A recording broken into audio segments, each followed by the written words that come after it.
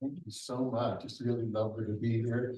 What a great series. Congrats on your over a decade, which is crazy good.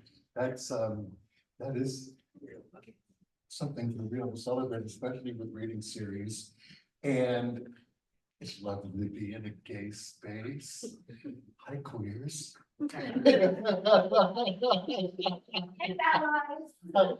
Absolutely, absolutely. But I think if you're here, you're at least bent. And I love the gay balls on the ceiling. They're lovely and colorful. I mean, I remember when Glad Day used to be on Young Street, and you couldn't make it up the steps without being picked up either on the way up or on the way down. And that was a lot more fun, let me tell you. Or well, let's just say it was fun. I'm not gonna say more fun because we're gonna have fun tonight. It kind of, so that at that period, that's covered in my lovely little book called This Is Where I Get Off, which is also known as my urinal book. And it's virtually, this is where I get off. I don't have a Glad Day story though, but what's crazy is when I got here, I looked at there's a used book section back here, which I don't know about you, but I go directly to where the used books are. And I happened to find two early books that I'm in. One is called Queries. It was the first anthology that was put out by Dennis Denisoff. Remember Dennis Denisoff? He's still around. Anyway, I have a little story in here called Crazy, which is really fun. And then because she's out crazy for something new. My romantic Rucal bitch. And then this is Queer View Mirror that Jim Johnstone put out. I think those are both Arsenal Pulp. Arsenal Pulp, which has been the vanguard of queer publishing for many, many years, Brian Lansner. And this has a piece in it called Cockaholic, which is very fun. But then here's the other crazy thing, and this is why you wanted to get here before me, because I found this really, really rare book edited by Dennis Cooper called Discontents, which is just fucking killer. And so that's going on. And I'm here to talk a bit about how to get your work out in the world. Because how many here are still looking to get published? Okay. And how many here have been published? Okay, so we've got that spread too. And I'm a publisher. I publish at Nightwork Book. We publish poetry. We've been doing it since 2016. And I'm always curious what the stoppers are. Like what's stopping you or keeping you from having something published or something in print? And does anybody have off the cuff stoppers other than rejection notices? That would be the big one. It can certainly be a big one. Anything else that you're like sitting on your work? Yeah. I didn't think that it was appropriate for the time. I wrote it during the pandemic and stuff happened. Well, life does continue, and I think we're going to have a deluge of pandemic work still coming out. I mean, only now we're still getting really new work on AIDS and AIDS organizations and what we've lived through. So but please don't let that be a deterrent.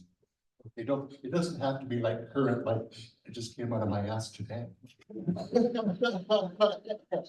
What else? Anything else? Well, I've been told that one of the biggest stoppers is, what is my family going to say? Oh, yeah. What is my family going to think about this?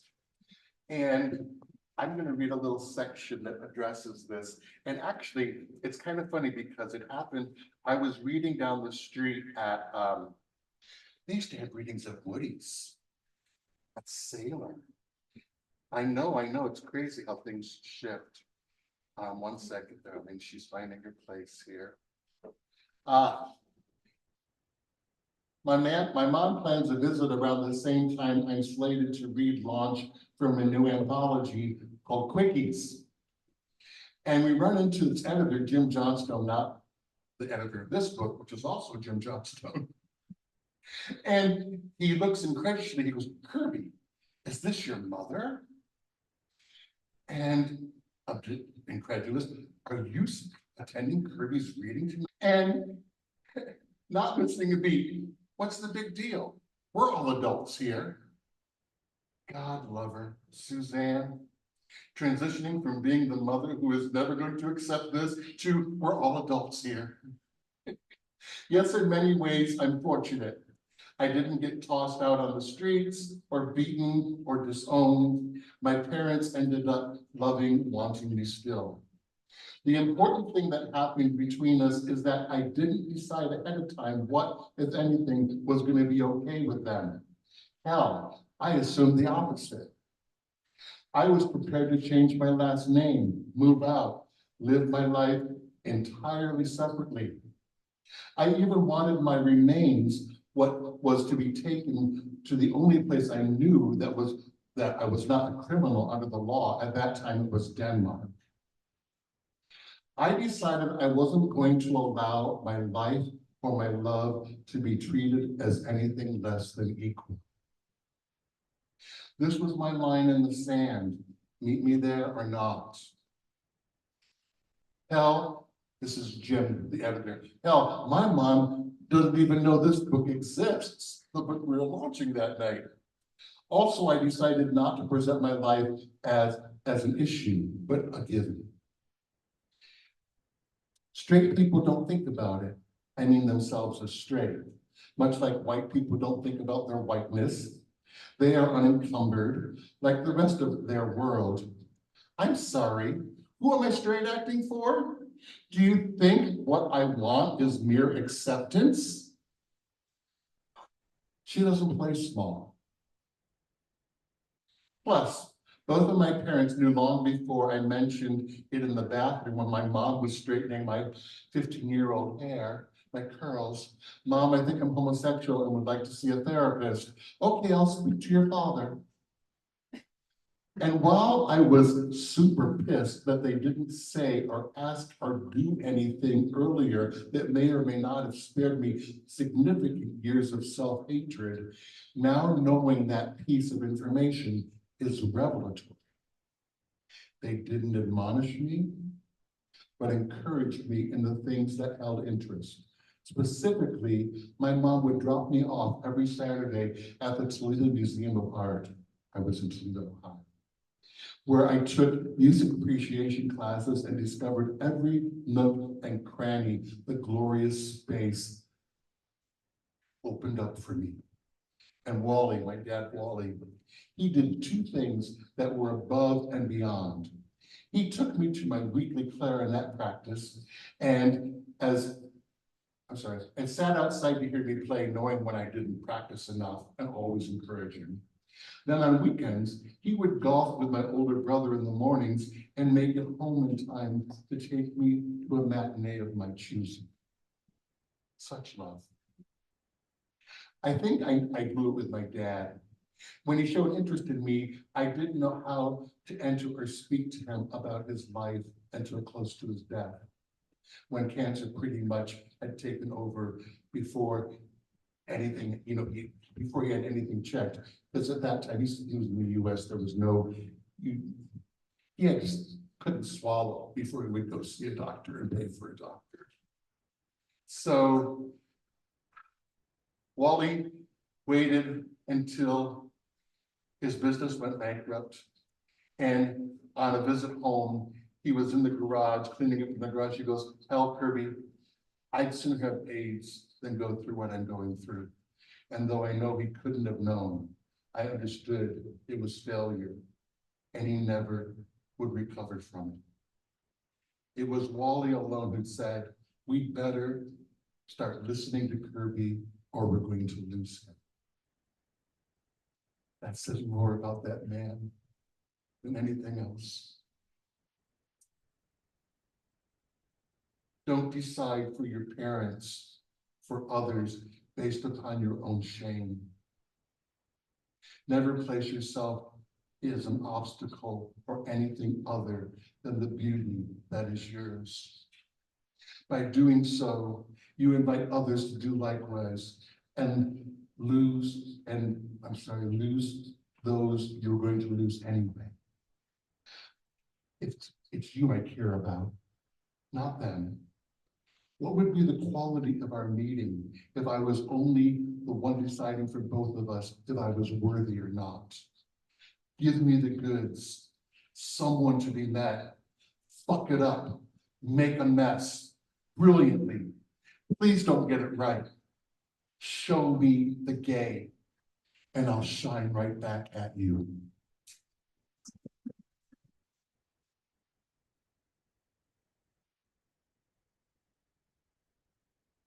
That's from my purple love chunk. My manifesto called Poetry is Queer. This I refer to as the queer Rolling Stones tongue.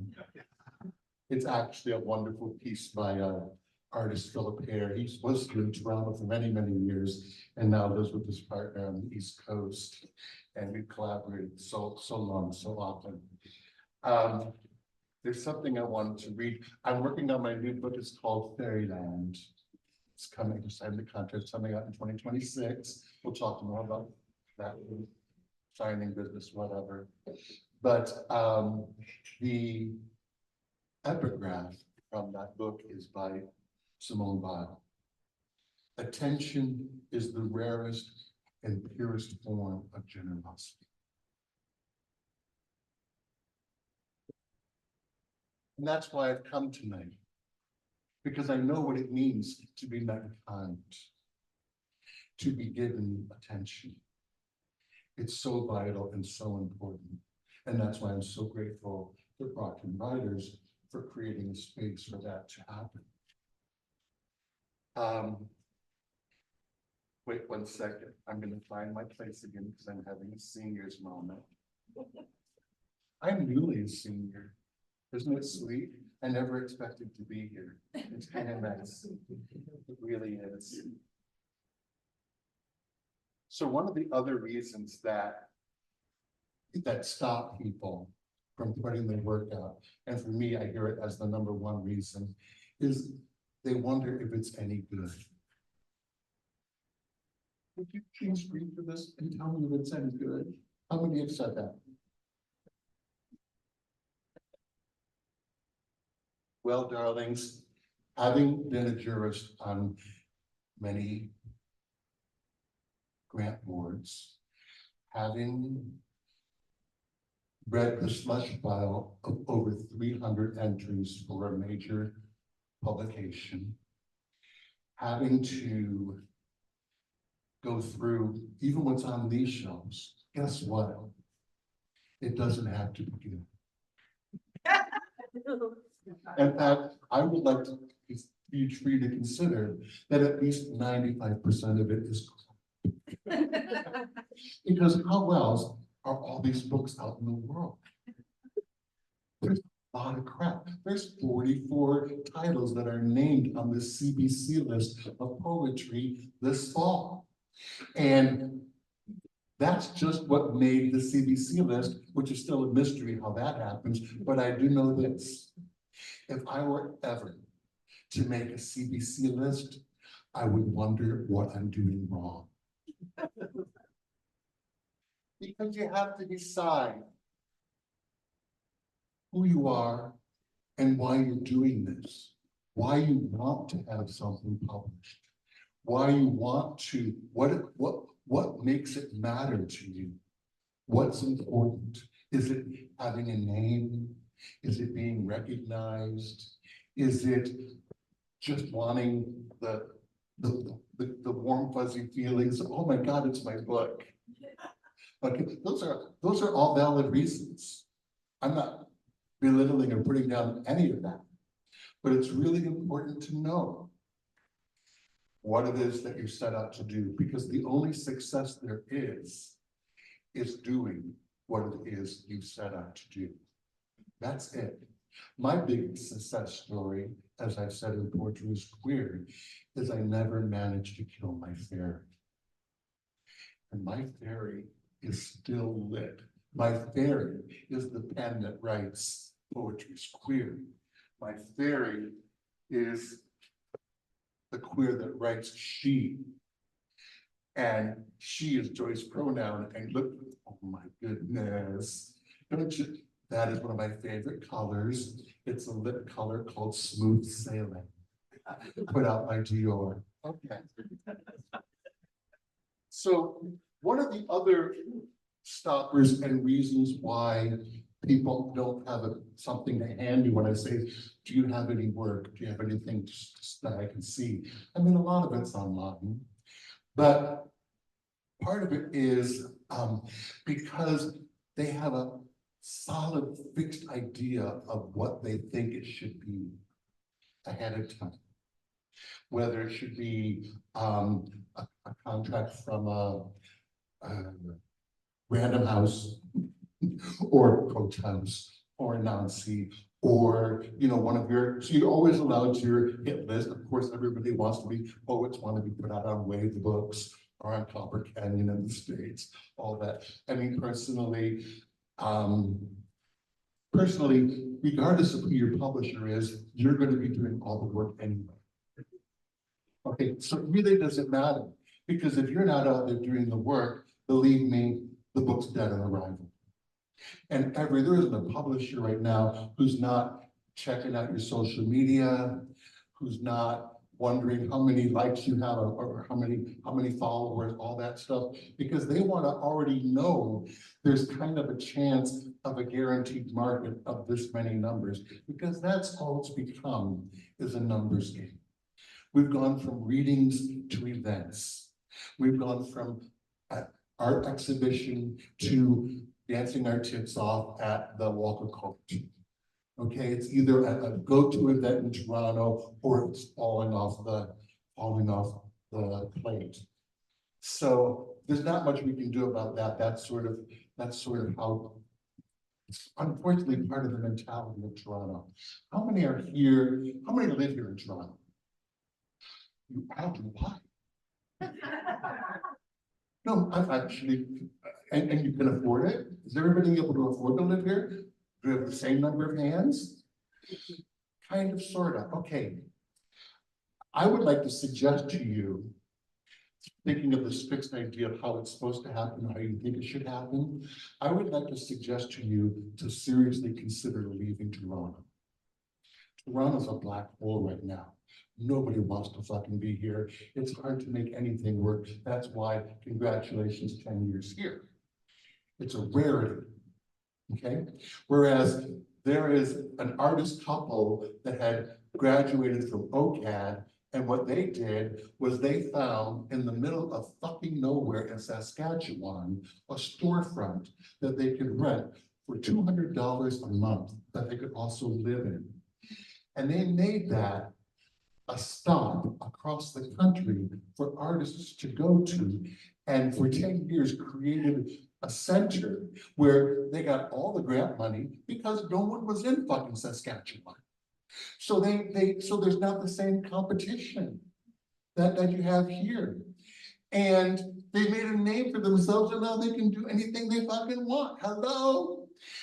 The Arts Center, there's a beautiful queer art space in London, Ontario called Good Sport. And they're kicking it and they're making it, oh my God, it warms my heart because it's happening. And it doesn't have to happen here. I've never been Toronto-centric. I'm really fortunate. I live in a co-op, my rent's good income. It's the only way I can stay here. Thank God I got friends that are saying, oh, Kirby, please come. I got a room here on the East Coast. I'd love to spend the rest of my life on a porch. But right now, the cheapest place I can live is in Toronto because I've been here for 40 years, 40 plus years, and made it work. But it's not kind of like when Patty Smith was at the AGO and somebody said, oh, should we move to New York? She goes, are you out of your fucking mind? Go to Detroit, where artists are creating new, where you can afford to live and be an artist. And so if you're not going to do that, my strong suggestion is sign up to every fucking co-op in this city. The Co-op Federation of Toronto. It might take 10 years. They'll still say it's going to take 10 to 12 years. But guess what? 10 to 12 years from now, you have that choice to take that space. So please, consider that option as well. I don't know anybody else that's not really making it and publishing or as an artist that doesn't have some line of support. I'm not talking about grant money. I'm talking about a partner, a benefactor. Yeah. So make it, you might want to envision what life would be like outside of this city, because honest to God, my recent experience is I don't go out a lot. I don't find the city to be very kind anymore. And I'm older and a little more sensitive to it. So I could be speaking from that place as well, who knows? But the other thing is, I'll never forget, I'd gone, oh, by the way, I cleaned up my drawers today because I was looking for some publications I wanted to share. So of course, writers have drawers full of pens. And I filled this bag, it's the friendly stranger, but I filled this bag filled with pens. And if you need them to write with or just have, please take as many pens as you want. That was really helpful. But how's my time? Am I good? We're still moving? Singing and swinging and being merry like Christmas? Yeah, we started a little bit late, so. Okay. Okay. Years and years and years ago, I'd gone to this salon. It was in this apartment over by Dover Court in DuPont. And you probably even know the building, it might still be there. And it was a launch for a book. And the book was no bigger than this. And it was by an artist named Arella Vent. You probably have heard of Arella Vent. They've been around for as long as I've been around. And now they're working at OCAD as an artist and writer. They've been there forever. But I'm there thinking I'm at a book launch, and all of a sudden I'm looking at this little thing that, I mean, we're all here for this? There's one thing you don't forget, and that's what delights you. There's a reason I still have many of these things that I still have, because I remember how they delighted me. And where is yourself to be found? Always in the deepest enchantment you've experienced. And that is still what I look for. So what you think about in terms of a book or a launch or a fixed idea of what you think that should be, or whatever you think that is, consider what is going to be remembered. When people send me material to KFB, I said, give me something I want to return to. Give me something that that brings me full stop. Give me something that I don't have to think about. Give me something I don't want to put down.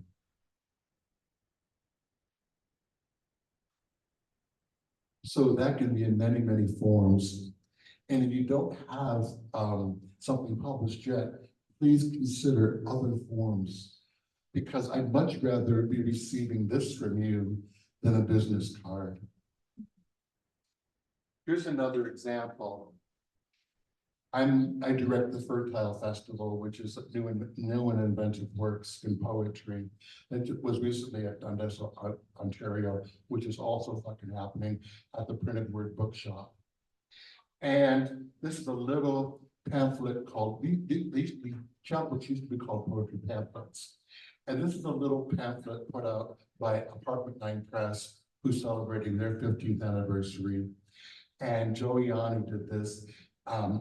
And it's just 2 words on every page.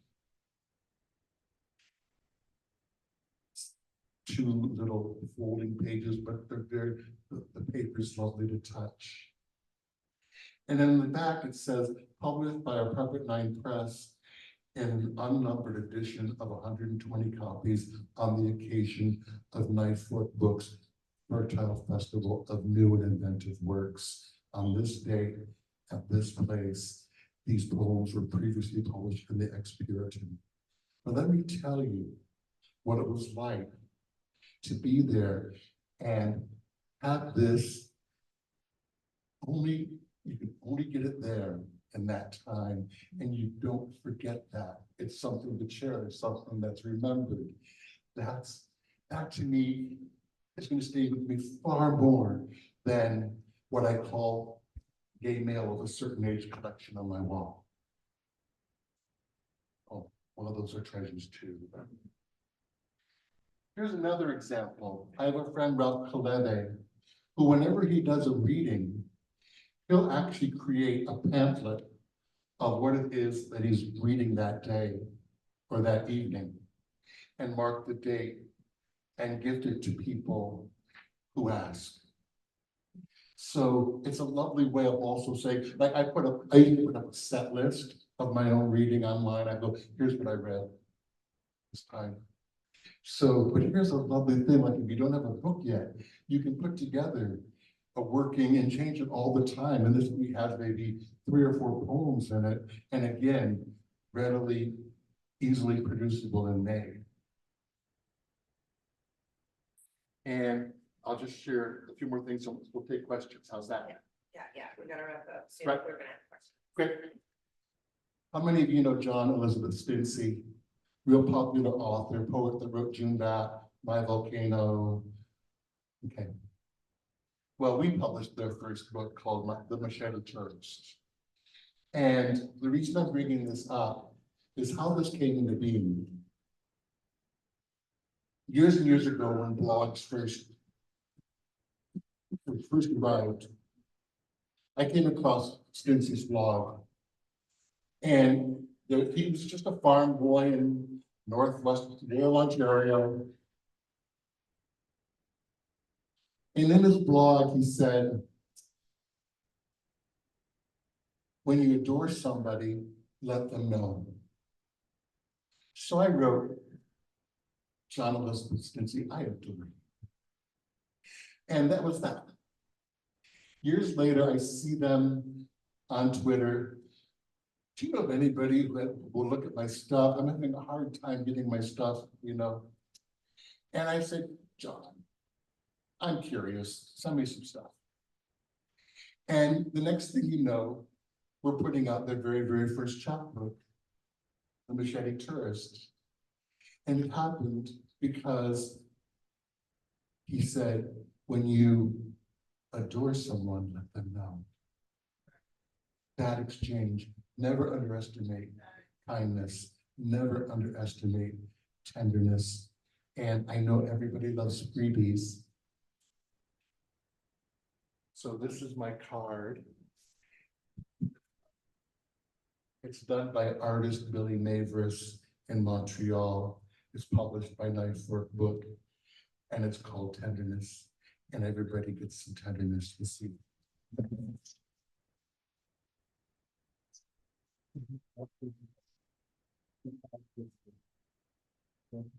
I'll take questions, wondering, are you gonna facilitate questions for me, Daddy?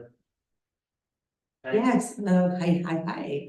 Yeah, so now we'll take some questions for Kirby. I do have a microphone here. So if you have a question, I'll run it over to you. I know some people like to be like, I'm loud, but we have people online, so it's really better if you use the microphone. So do you have questions for Kirby? Question, I'll answer anything. When people, It's like an AMA. Okay.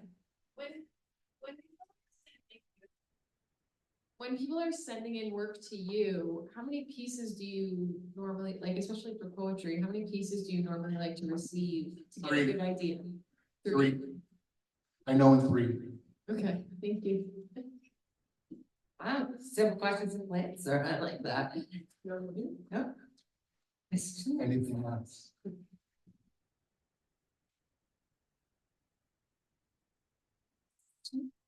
Yeah. Kirby, what moves you in poetry?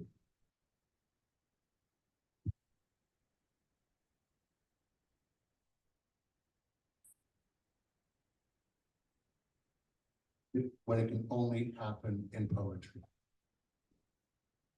Okay, kind of like film. I don't want just a document of a film. Or the meaning, you know, that the film Love is the Devil. That Derek Jacobi plays Francis Bacon. Brilliant, brilliant film. If you haven't seen it, brilliant movie. That can only be a film. So I'm interested in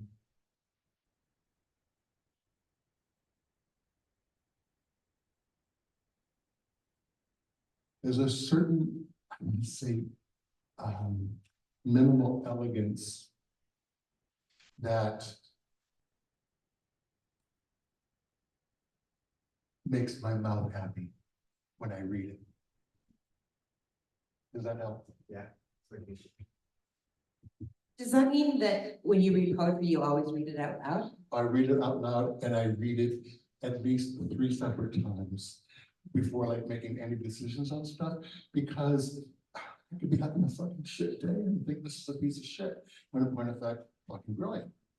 So, you know, it depends on where you're at when you're reading it in that moment. So, be enormously graceful with yourself regarding your work, meaning, please choose the feather duster, not the machete. Okay, you're already doing the work, so you don't need to like pack yourself over it. And it's always interesting, like when I written, this is where I get off, very, very brazenly sexual fun. And I thought, oh, no one's gonna go near this, no one's gonna touch this. And here's one last thing I can share. It's so important to have a best friend in poetry. I learned that from Henri Cole. Ashbury and John Ashbury and James Schuyler were intimately best friends. They lived together in Hell's Kitchen. It's so important because that's the best friend that is not going to allow you to harm yourself in the process or others to harm you. That's super important. I would say, in particularly in Toronto. What else?